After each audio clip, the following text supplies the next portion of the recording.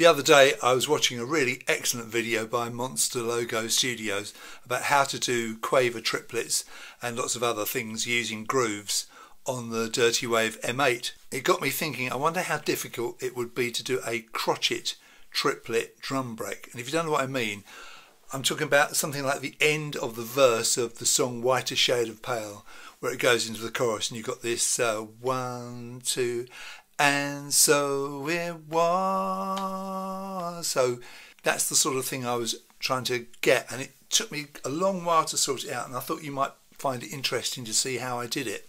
So the first thing I thought was, well, that drum break goes over the second half of that bar, that last bar of the verse. Now, all the bars, or the phrases, let's call them by the right word, on the M8 have 96 ticks. Okay, so half the bar is 48 ticks, so the second half of the bar is the second lot of 48 ticks. The way we do triplets is we spread 3 across 2, so we're putting 3 crotchet notes across where 2 normally goes, so that's a crotchet triplet. So we've got to get that second half of the bar and play 3 notes evenly across those 2 beats. I told you that the second half of the bar is 48 ticks, so if I divide that 48 by 3, that gives me 16. Here's the normal beat to start with. Okay, so that's okay, nice normal ballad pop beat, very simple. Let's just go over to this crash cymbal. It's going to be in this second chain. I'll have a look at what I've done. Let's go into the actual phrase.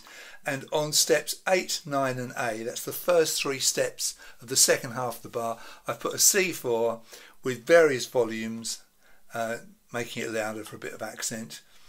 And I've called up groove 10, which is the groove that I've doctored. Groove 00 is the standard groove where there's no change at all. Let's have a look what happens in this groove. We'll go up to it. And here it is. Now, the first 8 steps I put 06. That means that's just the same as normal. It's 6 ticks per semiquaver, which is the default setting on the M8. That means it's just going to play normally, no changes at all. And that's for the first half of the bar up to 7. Don't forget 0 is the first one, so 0 to 7 is the first 8.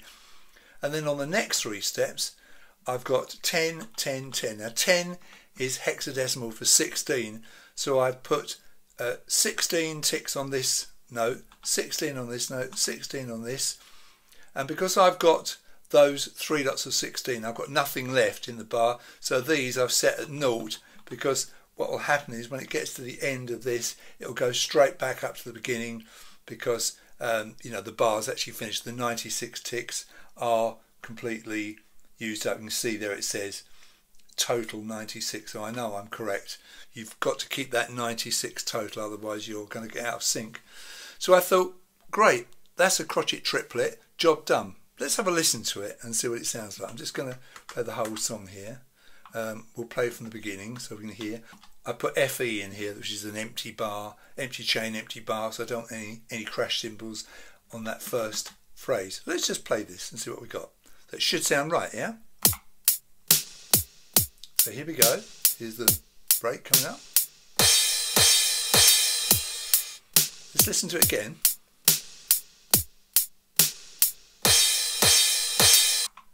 Yeah, it's not right, is it? There's something not quite right. Let's go into that chain again, that chain 40, bar 40.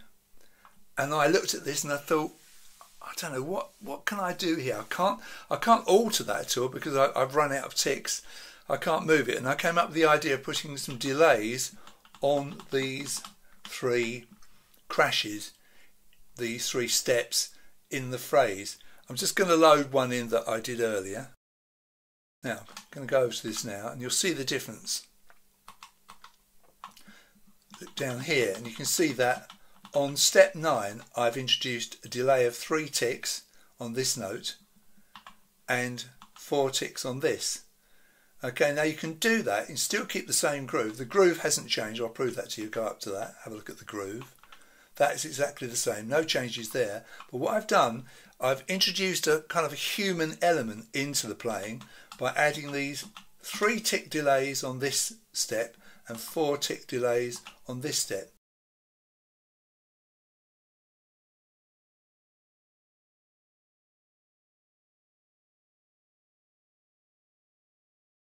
Now let's play the phrase again. Let's play the two phrases, in fact, from the beginning, and you'll hear now that it sounds right.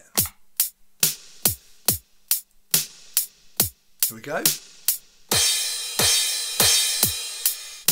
Feels right now, doesn't it? Now, I did think, can I do anything to the groove to make it right without introducing delays? Because it can't really, because these 3 10s, these 3 16s if you like, adding up to 48, that takes me to the end essentially of the quota of 96 ticks, so I can't mess around with those at all. So introducing these delays like I did definitely did the trick, didn't it? If I show you the kick, you'll see that I've done the same on that as well. There's the kick drum. The only difference is I've got a kick drum on the first beat of the bar. So you put the groove at the beginning of the phrase, okay, and put your steps in, and just those couple of little delays where it's just the note is delayed by 3 ticks and 4 ticks respectively, introduces that nice human element into it. So I thought you might find that interesting. You might even find it useful if you're trying to do a similar thing. I'm just sort of wrapping my head round the grooves. I'll just play these couple of bars a few times through so you can get a good listen to them before we finish. Here we go. So normal bar and then the break bar. Normal bar, then break bar.